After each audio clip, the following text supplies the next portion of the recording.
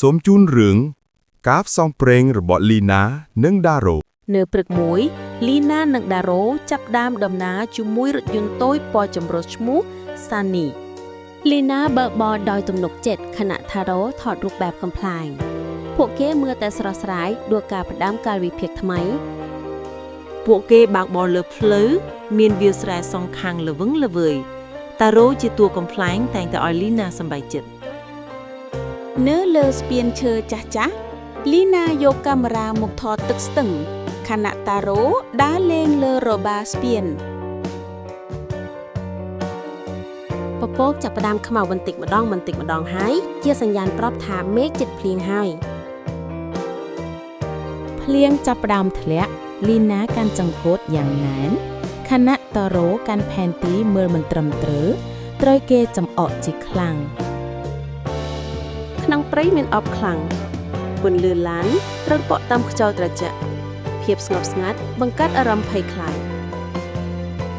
ពួកគេបានដើរនៅក្នុងចំការមួយដែលមានភ្លើងតូចៗពណ៌មាសធ្វើឲ្យពួកគេមានអារម្មណ៍បែបអស្ចារ្យពួកគេចូលទៅកាន់តែជ្រៅក្នុងព្រៃមានសម្លេងប្លែកៗជាច្រើនដែលធ្វើឲ្យពួកគេមានអារម្មណ៍ភ័យខ្លាចលីណាឃើញថ្មភ្លឺលើដីដែលរោភ័យខ្លាចទប់ខ្លួននៅពីក្រោយខ្នងនាងពួកគេទាំងពីរសែនឆ្ងល់ចំពោះអ្វីដែលគេបានឃើញពន្លឺភ្លឺបានលេចឡើងពីក្នុងអបវាជាកណ្ដោដែលមានពន្លឺពីធម្មជាតិពួកគេទាំងពីរហាក់ស្រួលចិត្តឡើងវិញពួកគេបានរត់ត្រឡប់ទៅឡានវិញក្នុងភាពរីករាយមេឃមានពន្លឺត្រចះត្រចង់កើតឡើងចំពោះមុខពួកគេ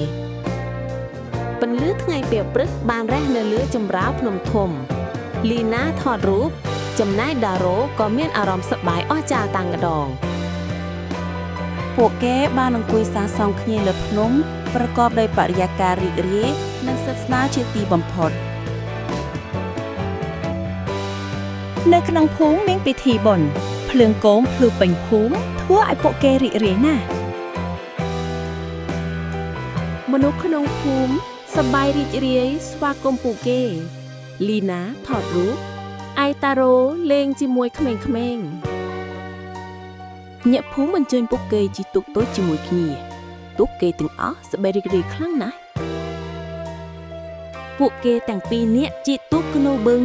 ដើម្បីបេះផ្កាឈូកលីណាជាអ្នកបេះផ្កាឈូកចំណែកតារ៉ូជាអ្នកអំទូកវិញពេលយប់មកដល់ពន្លឺភ្លើងក្រហមចាំងភ្លឺនៅលើទន្លេលីណាថតដោយអារម្មណ៍ស្ងប់ស្ងាត់ខណៈតារ៉ូកាន់គោមភ្លើងមួយពួកគេធ្វើដំណើរពីភ្នំមួយទៅភ្នំមួយទៀតអាកាសត្រជាក់ប៉ុន្តែពោពេញដោយភាពរីករាយបំផុតលីណានិងតារ៉ូ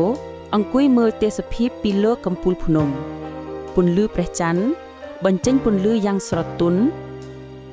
ពេលព្រឹកពន្លឺព្រះអាទិត្យបានរះឡើងពួកគេធ្វើដំណើរចូលទៅស្រុកវិញ